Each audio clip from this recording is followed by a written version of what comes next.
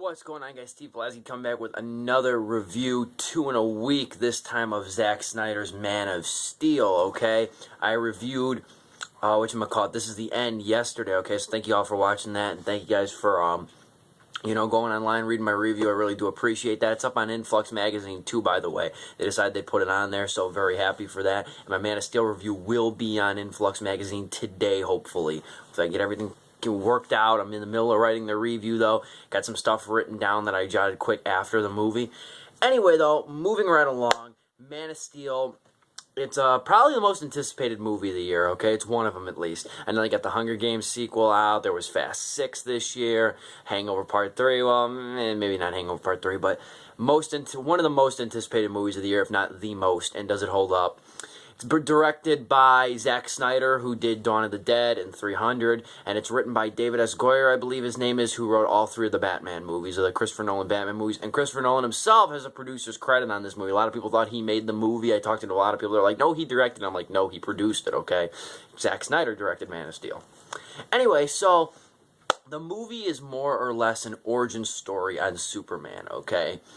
And that's about what I'm going to say, okay? That's about all I want to really go into as far as the plot. It shows that the Krypton planet has now been destroyed or everything. It shows kind of that for like the first half hour or so. It shows like how it's just been decimated. Then it shows Superman's life, or Clark Kent's life on Earth, and how he struggles with the power, having all the powers and the laser beams and like the ability to see through walls and see through people's skin and everything. And then it sort of evolves then into a conflict between him and General Zod. And that's all I really want to say, okay? Because the superhero movie, too, a lot of people don't really care about the plot of the superhero movie. I really do, but I really would rather focus on movies this big. I really would rather just focus on the criticism aspect rather than, like, talking about plot and everything, because I know people are going to want to know the quality of this movie. Personally, I was very disappointed with this movie. As a whole, I wasn't one of the people that was looking forward to it. I'm going to be honest, too. This is probably one of the most heavily hyped movies in a long time. I mean, they've been marketing this movie since, like, 2010, I believe. I remember one time I had a guy come over to work on my TV or whatever, and we were talking a little bit, and he said that Man of Steel was shooting since it was shot. A lot of it was shot in Illinois. He said it was shooting right by his house, and that was, like, in 2011. So what I was saying, though, was it's a pretty sizable disappointment, okay? I can't remember the last time I was this disappointed by a superhero movie. The last superhero movie I saw was a month ago. I saw Iron Man 3. Wasn't a huge fan of that, but liked it more.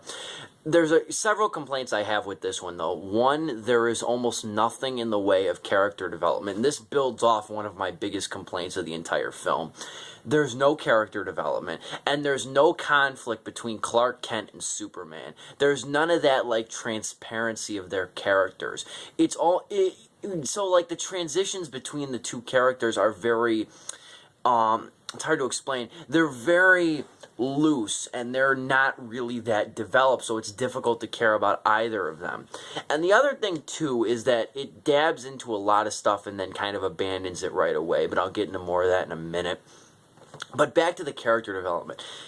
No character here is developed to the point where you can really like them, understand them, or really sympathize with them. And I've always found Superman too. I've seen the original Superman. I saw that about a week ago. I saw the second movie years ago. Okay, I got them over there though. The original 3 and Returns. I gotta watch all of them.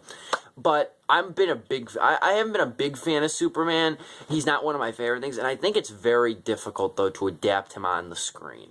Because he's just such a big character, but he's also kind of a bland character, because once you get past the fact that he's got all these powers and he can fly real fast, that's about it, okay, in the way of Superman. You don't really understand his conflicts or his motives or his really relationships. He's kind of molded by his characters in his lives. He isn't developing on his own. He's like Tony Stark with Iron Man, or Peter Parker with Spider-Man. He's very much shaped by his surroundings rather than himself. He doesn't develop on his own. It's more about how characters interact with him and how villains interact with him and treat him. That's how he develops. And overall, though, you don't really learn too much about Superman to begin with. There's no character there. There's just a bland shell of a hero that you're supposed to sympathize with just because he's Superman.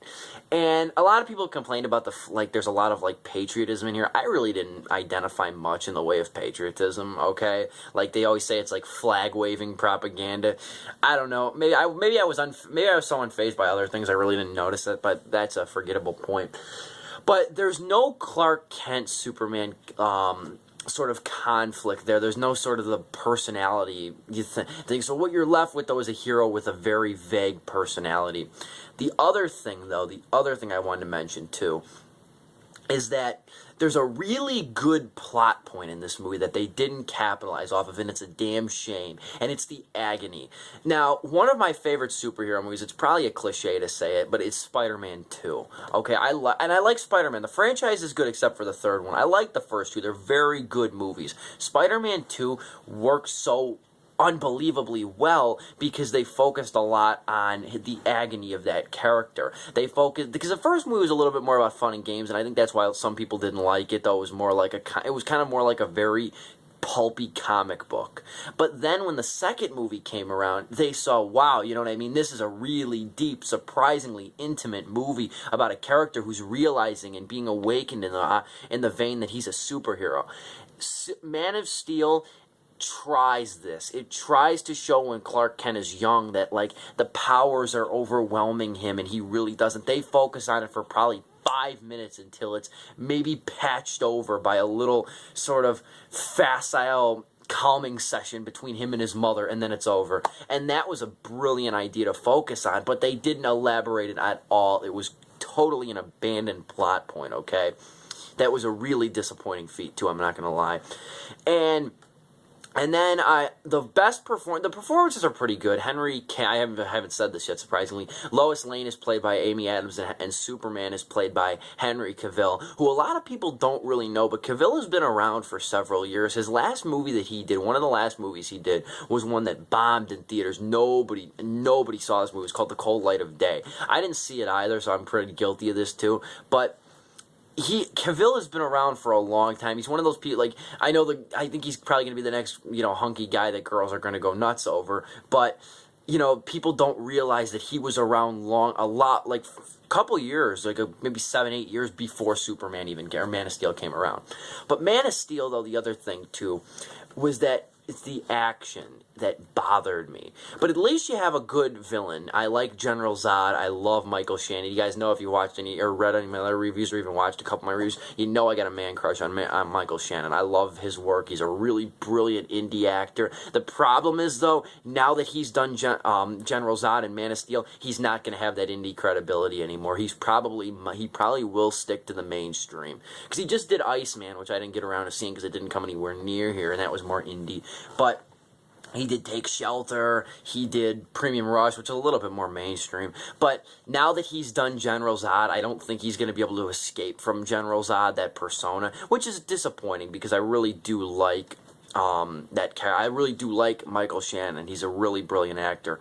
Anyway, though, then the action, Zack Snyder, he did 300, he did Dawn of the Dead, the remake. You knew it was coming. This time he does the blatant opposite from what he did in 300, where it was all slow motion action and it was all very digitized. This movie's heavily digitized, but it's fast. And I feel like an idiot now because I was complaining when I saw 300 a few months ago. There's action's way too slow and it's too, it's just really distracting in the slow motion. Now I'm going to make an opposite complaint. It's way too fast to the point where you don't have any placement. What's better? I would rather just have clear-cut action where it's not too fast, not too slow. It's in the middle. You know where the camera is. You can focus on everything. There's still that delicate thing of placement and framing. I like that. And then the climax, though, the last hour is devoted to that battle, at least an hour. And it just gets exhausting. You're looking at the same thing, and it just goes on, and it's this and that, and it gets more convoluted with the motives of Zod and everything. And that's the disappointing thing, because they had so many great people behind it, and it just doesn't come together into a very gripping movie. It's well shot, I guess you could say. A lot of the early scenes before it evolves into this enormous action epic are shot really well. I don't deny that. But when it just gets to, when it starts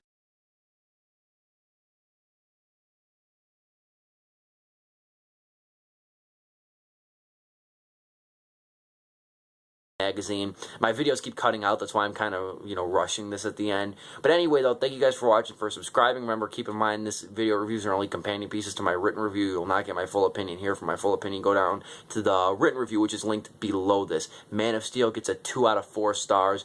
Next week, don't know what I'm seeing yet. I know for a fact I'm seeing World War Z. Hopefully, I'll get around to seeing Monsters University, but I'm not sure. I'll have to wait and let you know. Thank you guys for watching. Sub if you haven't. I'll talk to you later. Bye.